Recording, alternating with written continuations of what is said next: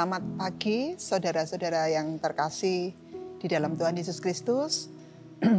Bertemu kembali dengan program sarapan rohani yang menjadikan hidup kita menjadi benar-benar hidup di dalam Tuhan. Pada pagi hari ini kita mengambil satu tema, hidup yang menginspirasi.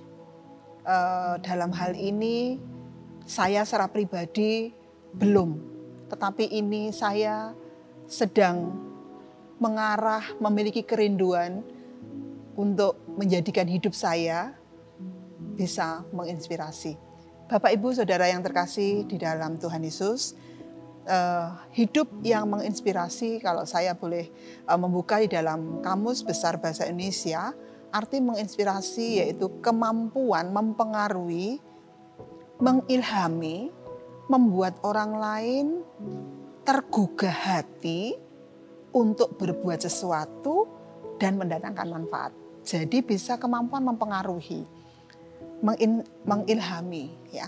Jadi kita sebagai apapun, anak-anak sebagai seorang siswa, mahasiswa, kita sebagai karyawan, sebagai ibu rumah tangga, sebagai kepala keluarga, sebagai guru, sebagai dokter, sebagai pengusaha, sebagai pedagang, siapapun kita. Ya, saya secara pribadi mengambil satu tema ini bukan berarti saya sudah menjadi lebih, tetapi saya mau belajar untuk itu. Hidup yang menginspirasi, kita akan buka di dalam Matius 5 ayat 13 sampai 14.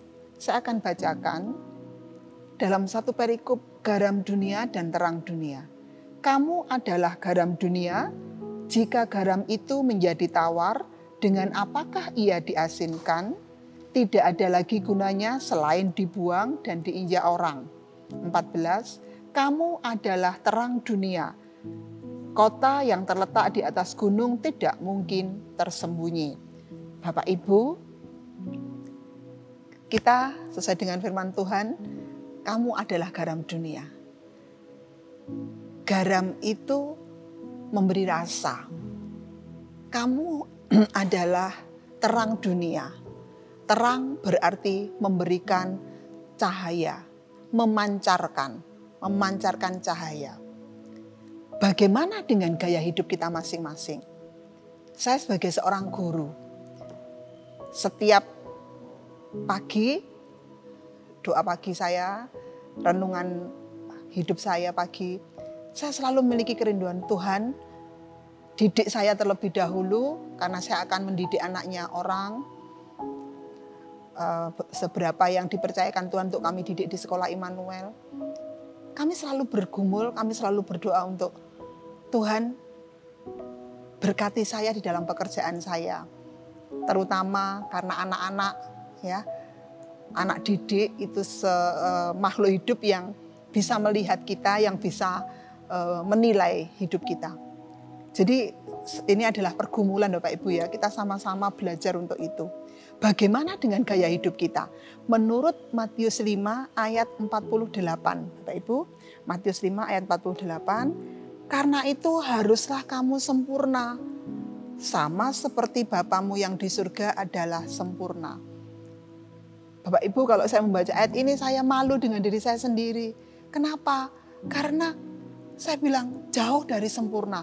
Bahkan di dalam setiap perjalanan hidup saya selalu katakan, Tuhan, saya yang tidak sempurna, saya yang sangat terbatas.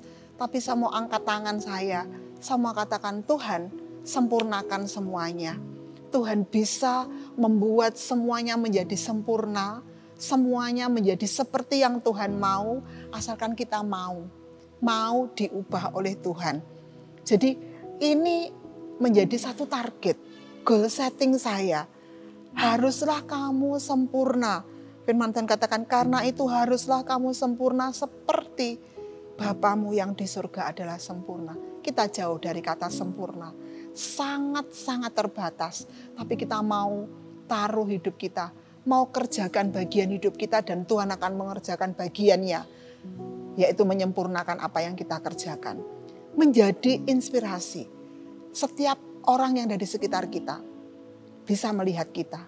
Sama dengan terang, bisa dilihat. Sama dengan garam, bisa dirasakan. Bisa dilihat dan bisa dirasakan. Menurut Matius 5 ayat 16. Matius 5 ayat 16. Demikianlah hendaknya terangmu bercahaya di depan orang, supaya mereka melihat perbuatanmu yang baik dan memuliakan Bapamu yang di surga. Bapak Ibu, demikianlah hendaknya terangmu bercahaya di depan orang, supaya mereka melihat perbuatanmu yang baik dan memuliakan Bapamu di surga. Saya pernah mendapatkan inspirasi dari seseorang. Kita ditempatkan Tuhan di tempat kita masing-masing sesuai dengan rencana dan kehendak Tuhan. Saya menjadi seorang guru. Saya ada di tengah anak-anak. Saya pernah menjadi anak-anak, saya pernah menjadi siswa. Kalau saya melihat guru saya tuh melihat sesuatu yang bisa saya lihat, bisa saya teladani. Dari situ saya selalu bilang dengan Tuhan, Tuhan, aku mau dilihat oleh anak didik saya. Tuhan, tolong saya, berkati saya, jaga hidup saya. Bukan berarti saya sembrono dengan hidup saya sendiri karena saya menyerahkan ke dalam tangan Tuhan, minta Tuhan yang jaga. Tidak, saya juga berusaha, tapi belum sempurna. Firman Tuhan katakan, demikianlah ya, karena itu haruslah kamu sempurna. Tapi saya merasa diri saya jauh dari kata sempurna. Bahkan saya pernah bercerita dengan murid-murid saya, kamu jangan mengidolakan saya ya. Bu guru ini bukan menjadi apa-apa. Kalau Bu guru saja punya tokoh idola itu cuma satu, Tuhan Yesus saja. Karena Dia yang maha sempurna. Kalau Bu guru ini masih penuh dengan kelemahan, masih penuh dengan kekurangan. Disitulah kita belajar. Kita punya goal setting masing-masing. Dan secara pribadi memang saya merindukan di dalam hidup saya itu boleh menjadi inspirasi. Hidup yang menginspirasi orang lain. Berikutnya, inspirasi yang kita berikan itu ibarat cahaya di tengah kegelapan. Orang melihat, kalau sudah ada cahaya, orang melihat cahaya tersebut, tertarik toh dengan hidup kita dan kemudian ikut bersama-sama dengan kita untuk memuliakan Allah. Syarat untuk kita bisa menjadi inspirasi, tentunya ada sesuatu yang harus kita jadikan bekal. Bagaimana supaya kita bisa menginspirasi. Saya juga belajar dari firman Tuhan. Yang pertama adalah berani tampil beda. Berani tampil beda, bukan berarti kalau semua baik terus kita menjadi jelek, tidak. Berani tampil beda berarti saya belajar dari firman Tuhan Roma 12 ayat 2. Roma 12 ayat 2. Saya bacakan. Janganlah kamu menjadi serupa dengan dunia ini, tetapi berubahlah oleh pembaruan budimu. Sehingga kamu dapat membedakan manakah kehendak Allah, apa yang baik, yang berkenan kepada Allah, dan yang sempurna. Bapak Ibu, berani tampil beda dalam hal ini adalah di tengah ketidakpastian, di tengah keberantakan, di tengah kesemrawutan, kita berani untuk hidup tidak seperti dunia. Kita mengambil satu pilihan.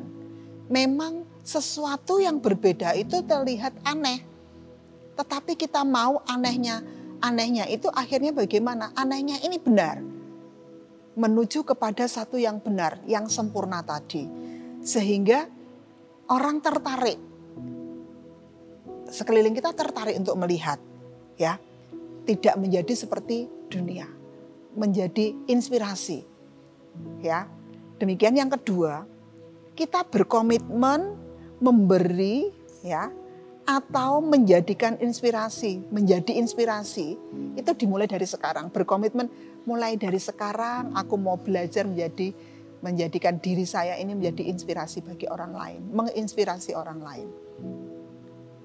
Ini satu komitmen, karena apa? Di saat kita berpikir untuk kita mau menginspirasi orang lain, maka sesuai dengan firman Tuhan, kamu adalah garam dunia, kamu adalah terang dunia.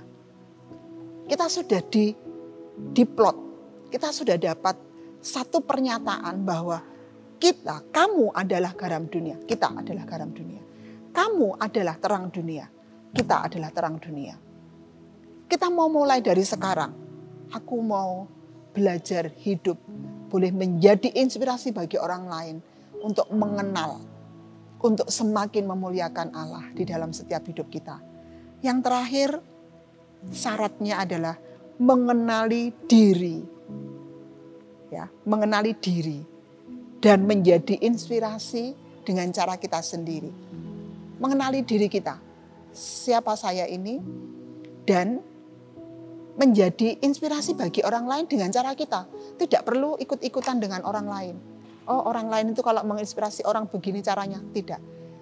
Karena Tuhan sudah taruh di dalam hidup kita itu sesuatu yang mau Tuhan pakai juga. Sehingga kita memiliki kepekaan. Aku ini siapa? Apa yang bisa aku lakukan? Di mana Tuhan tempatkan saya? Disitulah Tuhan mau kita mau kerjakan sesuai dengan kehendak Tuhan. Be the best of you. Menjadi yang terbaik dari Anda. Saya katakan, saya belajar untuk itu. Saya mau lakukan yang terbaik. Belajar. Saya sudah dari awal saya katakan, saya belum jauh dari kata sempurna. Tapi ini yang menjadi kerinduan saya dan saya berbagi kerinduan. Kita mau bersama-sama belajar untuk menggapai satu kerinduan. Menjadi inspirasi. Sehingga dimanapun Tuhan tempatkan kita.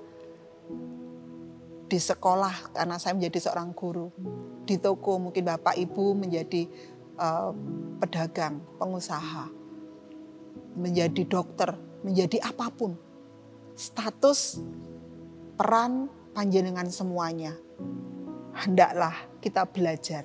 Hidup kita menginspirasi orang lain untuk mengenal, lebih mengenal Tuhan Yesus sebagai Tuhan dan Juru Selamat yang ada. Dia hidup dalam hidup kita dan kita boleh memancarkan cahaya itu. Garam itu ada dan kita bisa memberi rasa kepada setiap orang yang ada di sekitar kita. Itu adalah impian, harapan, goal setting yang ada di dalam hidup kita, menjadikan hidup kita lebih berarti. Terima kasih, sekian sarapan pagi kita, sarapan rohani yang benar-benar boleh menyehatkan rohani kita di dalam pengiringan kita kepada Tuhan Yesus. Tuhan Yesus memberkati.